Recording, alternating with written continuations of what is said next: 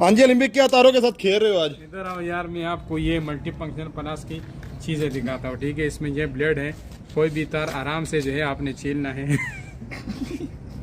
आवाज ना नहीं, वीडियो ख़राब क्यों कर रहे हो? देखो भाई साहब, लोग कह रहे हैं कि भाई ये कैसे इस्तेमाल होगा, तो भाई आराम से काम करता है, ठीक है। बाकी कटिंग के लिहाज से मलाई है भाई साहब। इस तरह भी आप तार छील सकते हो, इसमें ऑलरेडी यहाँ पे जगह भी है भाई छीलने के लिए।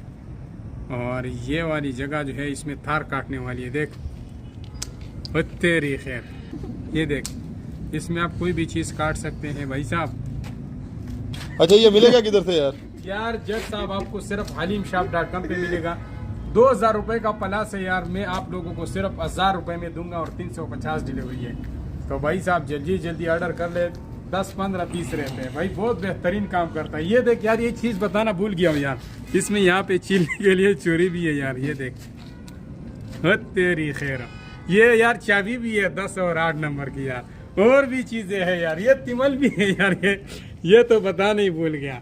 जल्दी खरीदो भाई, halimshop.com, नीचे कमेंट में लिंक है, वहाँ से खरीद सकते हो भाई। सस्ता दे रहा हूँ, सस्ता, अभी खरीदो, मज़े करो।